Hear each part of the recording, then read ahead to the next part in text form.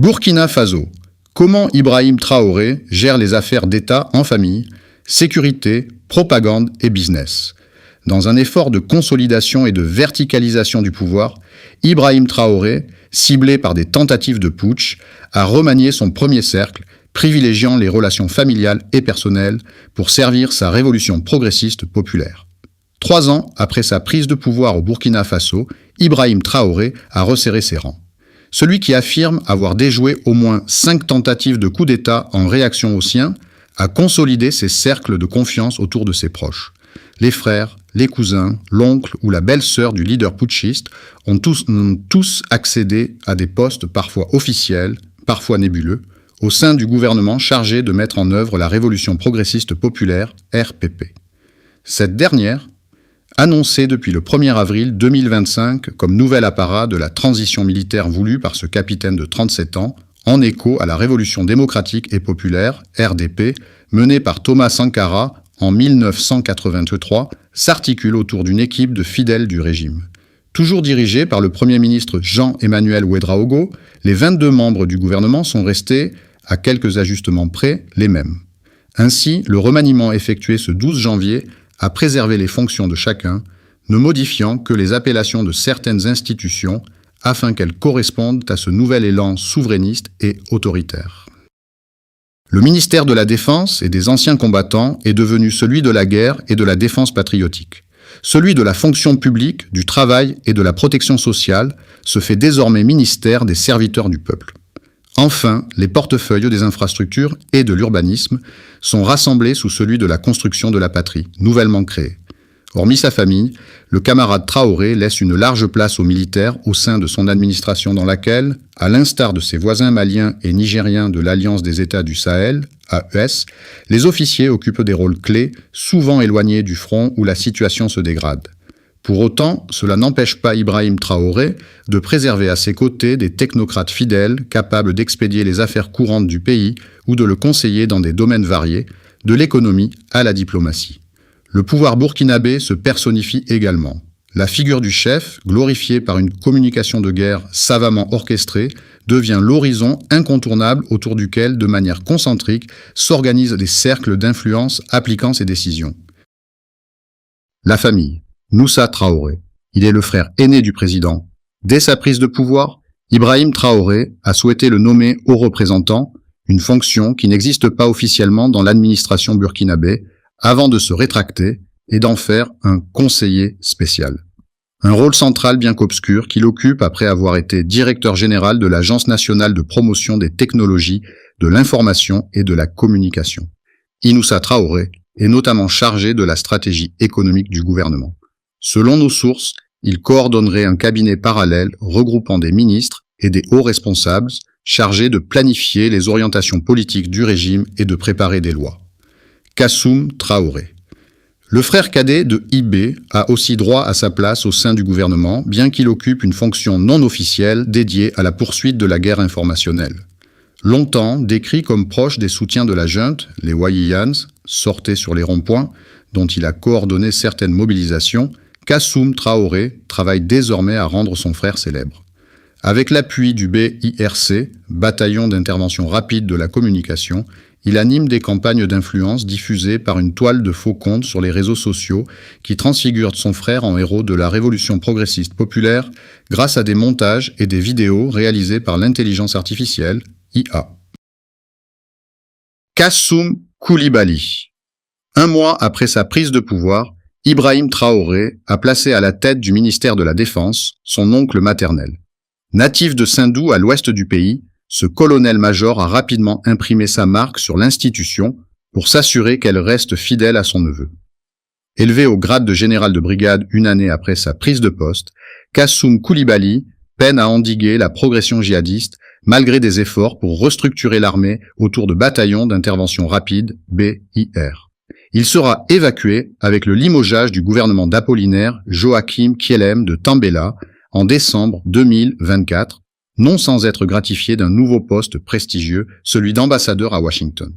D'autres membres de la famille Dibé ont obtenu une place au gouvernement, parmi eux son cousin Rachid Koulibaly, le fils de Kassoum, qui assume la fonction de directeur adjoint du protocole d'État et est pressenti pour en prendre la direction. Un autre cousin, Karim Traoré, a été nommé en mars 2023 directeur général de l'Agence pour la promotion de l'entrepreneuriat communautaire, APEC. Sa belle-sœur, Anne-Marie Joseph Traoré Ilboudo, épouse de son frère médecin Omar Traoré, est quant à elle questrice à l'Assemblée législative de transition, ALT, chargée de la gestion des finances. Les hommes de confiance. Célestin Saint-Poré. Après le départ de l'oncle d'Ibrahim Traoré en décembre 2024, c'est un autre colonel-major, Célestin Saint-Poré, qui a été nommé au poste de ministre de la Défense.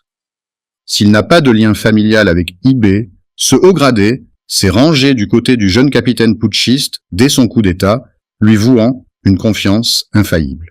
Alors qu'il était chef d'état-major adjoint, il a su rapprocher l'arrière-garde militaire et cette jeune génération d'officiers. Un choix payant, promu 2 fois par IB, le général de division a été reconduit le 12 janvier sur la promesse d'une intensification de la riposte militaire. Moussa Diallo. Avec Célestin Saint-Poré, c'est le second parrain sécuritaire d'Ibrahim Traoré. Formateur à l'école militaire, cet artilleur, officier issu du régiment de Kaya, a éduqué Ibrahim Traoré et plusieurs de ses camarades à l'art du canon. C'est logiquement vers cette figure paternelle que le capitaine s'est tourné après son putsch.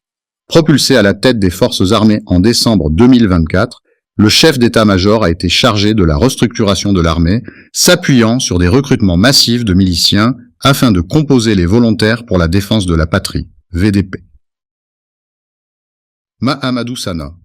Ibrahim Traoré aime s'entourer d'espions. C'est encore le cas de son ministre de la Sécurité, qui a occupé le poste de chef du bureau opérationnel de la division des renseignements généraux de la police nationale dès 2011, avant de passer chef de département de la documentation de l'Agence nationale de renseignement, ANR.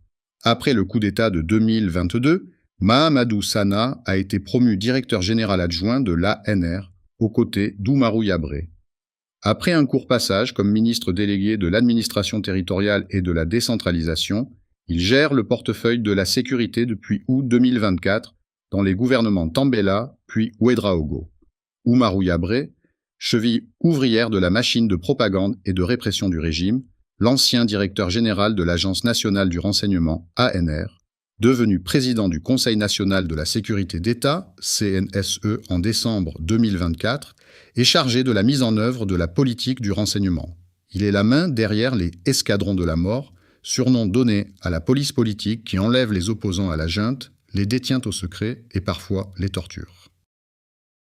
Camarade de la première heure d'Ibrahim Traoré, avec lequel il a renversé le lieutenant-colonel Paul-Henri Sandaogo Damiba en 2022, c'est lui qui a assuré son extradition du Togo le 17 janvier 2025. Parmi ses multiples rôles, il sert parfois d'interface entre le pouvoir et des hommes d'affaires.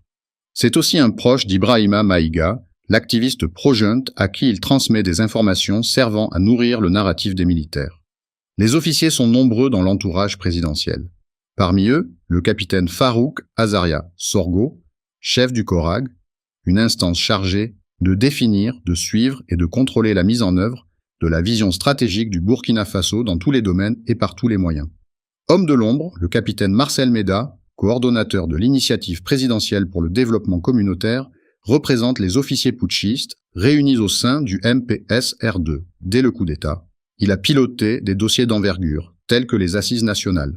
D'autres personnalités ont aussi l'oreille du président, à l'instar du lieutenant-colonel Ismaël Diawari, chef d'état-major particulier de la présidence du Faso et commandant du Prytanée militaire de Kadiogo, PMK, mais aussi du capitaine Samouvo Modeste Zawa, commandant du groupement des forces spéciales, ou encore du capitaine Jean-Paul Traoré, patron du centre de formation et de perfectionnement des unités spéciales et d'intervention rapide. Ibrahima Maïga. S'il n'a pas de fonction officielle au sein du régime, Ibrahima Maïga n'en est pas moins un rouage central. Avec son 1,4 million d'abonnés sur Facebook, sans compter les autres réseaux sociaux, il gère à lui seul une partie importante de la communication de la junte en annonçant des opérations ambitieuses, mobilisant les soutiens du régime, acclamant les décisions politiques ou encore menaçant des opposants politiques. Ces invectives ciblées déclenchent souvent l'ouverture d'enquêtes contre des journalistes ou des arrestations de membres de la société civile.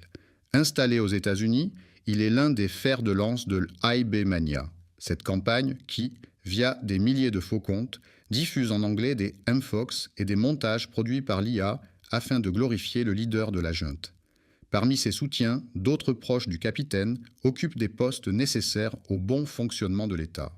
On peut citer le capitaine Martha Céleste Anderson Meda, ami d'enfance de IB, dont il a réalisé une biographie, qui est aussi son directeur de cabinet avec rang de ministre, Herman Yakuba Nakambo, ami de la fratrie Traoré, notamment d'Inoussa, est aujourd'hui le directeur de la Caisse nationale de sécurité sociale, CNSS.